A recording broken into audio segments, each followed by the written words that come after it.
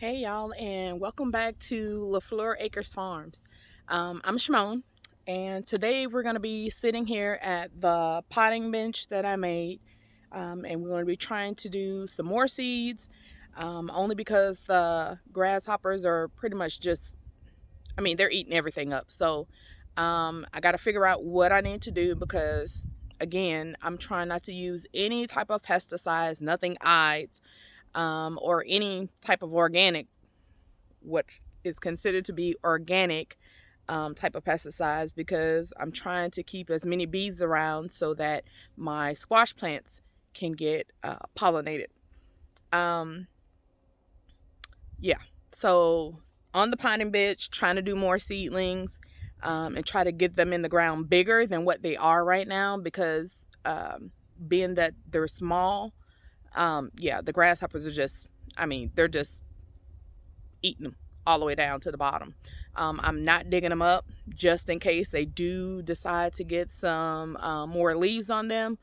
So I'm just leaving them as is for right now, but I am going to be starting more. I think more is going to be better for me. The more I have, the losses won't look as bad to me. So today, that's what I'm going to be doing here at the potting bench. Just pretty much doing more seedlings. All right, y'all. You can watch me.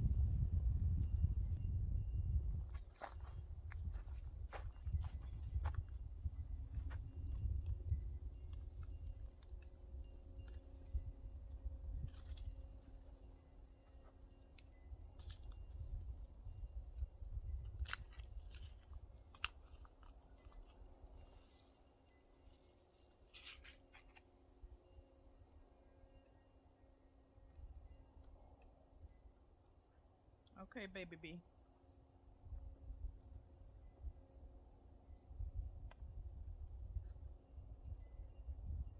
I know I smell sweet. It's my hair. Just got the shower.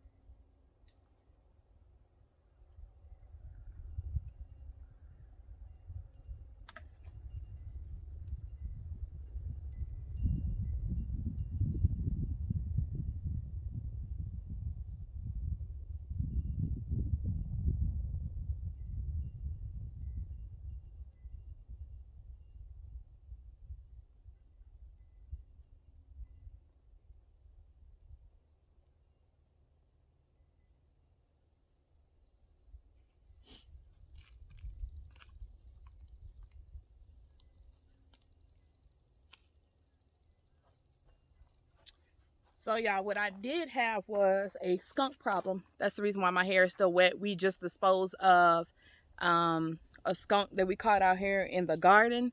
Um, yeah, it was, digging up and just eating up everything. So I don't have a fence around this yet. I am planning to do a fence only because now I know skunks can probably dig underneath a fence, but for the most part, to keep them out from just walking straight through, we are going to have to put up like a fence around the garden, which I should be doing hopefully by the end of this year. So by the end of December, I'll hopefully have a fence, or at least getting stuff started for the fence. Um, to try to keep the skunks out. So excuse the frown. It still smells like skunk out here. So, yeah. Normally I would wait for my hubby to get home in the evening so he could do it, but since the time change, he doesn't get home until later in the evening. So I just go ahead on and get it taken care of. So when he comes in, he can just rest and relax and have the rest of the night, because it gets dark pretty quick out here and there's not many lights. So when it's dark out here, it's dark out here. So let me go ahead on and finish doing some more seeds. Just now, I just did some more of these champion collards. Like I said, I planted a whole bunch out here, but they've been eaten up so bad that all that's left is really nubs. So yeah, So I'm going to be starting some more. Hopefully I can get these big enough to put them out here and then they can start producing. I should have lots of beans for Thanksgiving.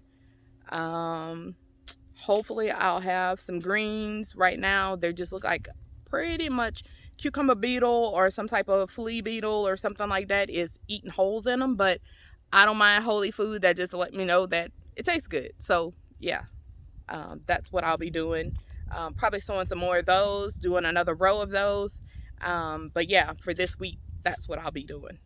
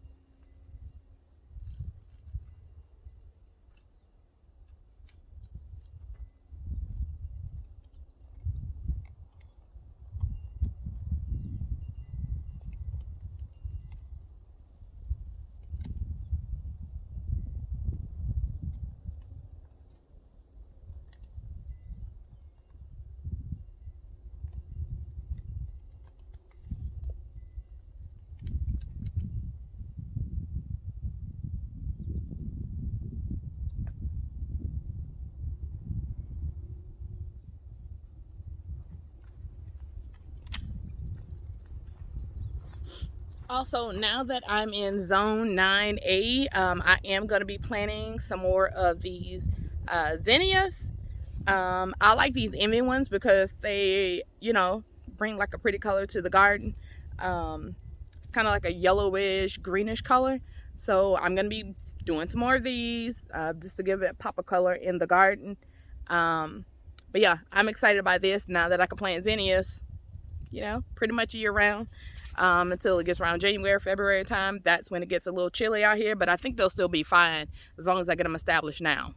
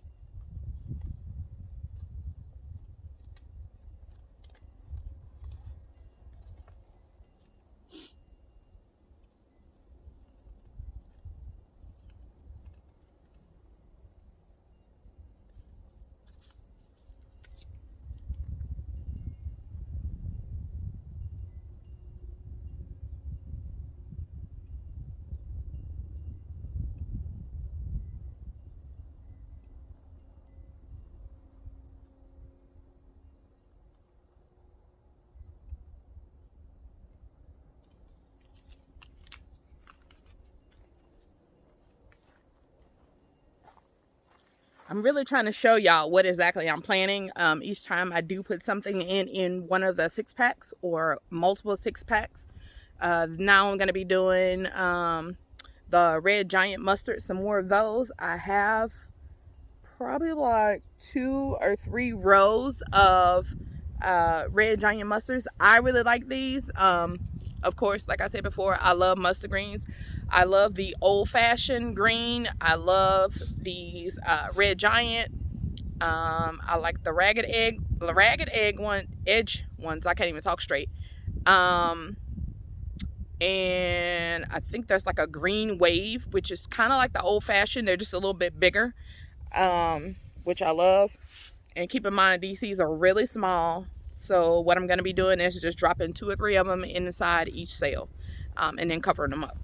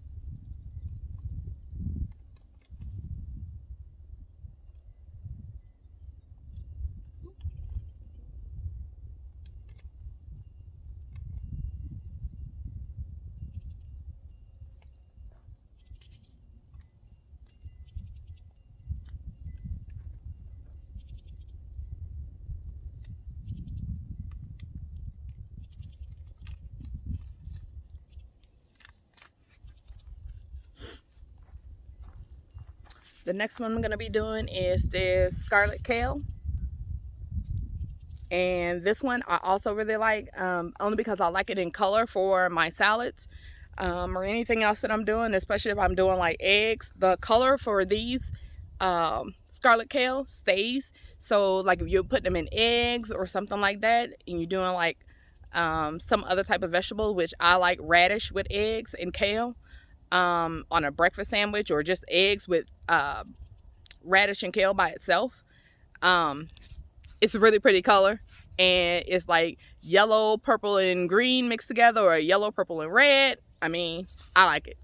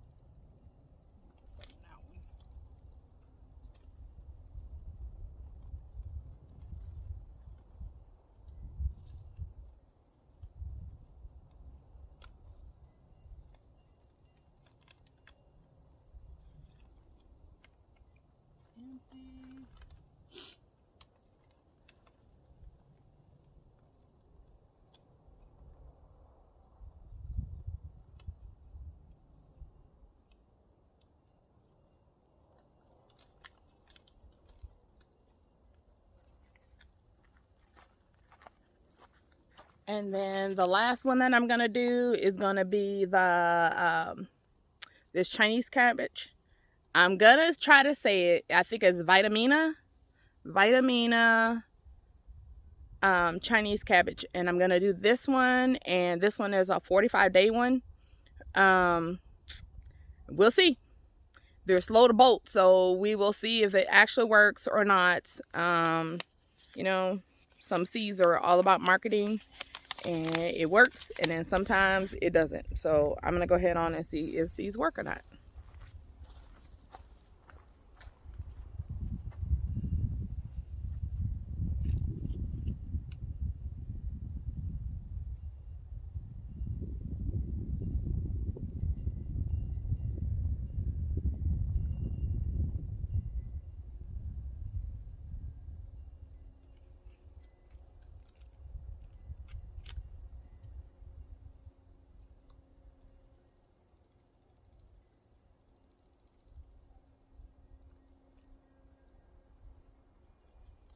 Alright, all those are done.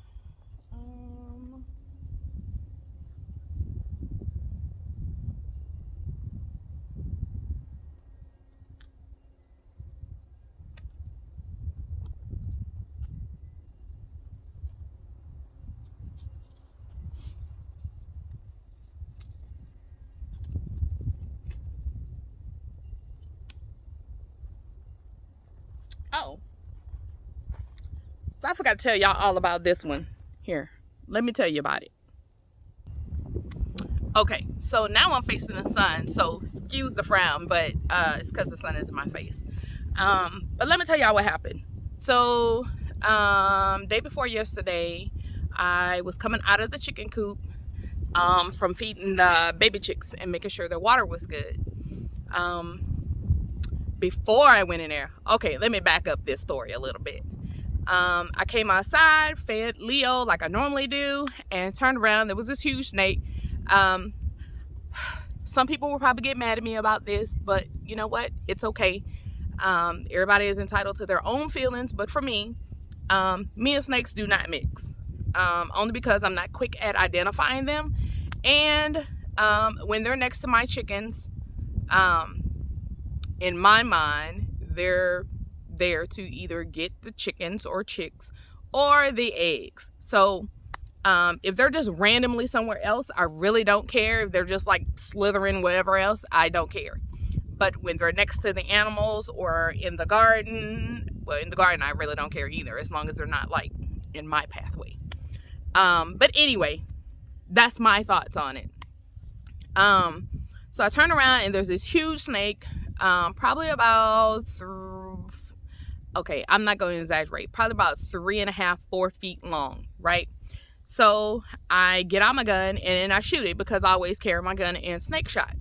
So I shoot it, and then I'm like, okay. And then the hubby heard it before he went to work, and then he came over and make sure I was okay. So I pulled the snake out, put it over there on the side. Well, he did, and then put it on the side or whatever, and I stretch it out just to see how long it is and how big it is. And then I go about my business and finish going inside the coop to make sure that the baby chicks were okay, and to collect the eggs. Well, as I come out, I put the baby chicks' food down, and I had already heard something earlier. That's what made me see the snake in the first place. I heard something go tss again, right? And I'm like, I know the snake is dead, so there's no freaking way that snake is making that sound. So I look around and I see something black and white. And so in my mind, I'm like, another freaking snake. So I get the hoe and I'm like, tap around at it, and lo and behold, it actually was a snake next to where I put my hand down. I take out the gun, and of course you know what happened next. Sorry, I gotta fix this. And of course you know what happened next. Shoot at it, kill it, and pull it out, and it is a rattlesnake where I put my hand down. So again, people, when you are shooting or a snake is around, the first thing in your mind is not to identify a snake. It's to kill it, to make sure that it does not bite you. And out here, I'm not in the mindset of trying to figure out if it's a rattlesnake or I don't know, a moccasin, a water moccasin, or any other type of poisonous snakes versus a non-venomous, a venomous snake versus a non-venomous snake. That is not in my mind frame to even worry about, because I have a 6-year-old child. Snakes bite, period. It's either going to bite to hurt her or bite to kill her, one or the other. So I make sure that I keep the area safe for her. Not only safe for her, but safe for me and safe for the animals.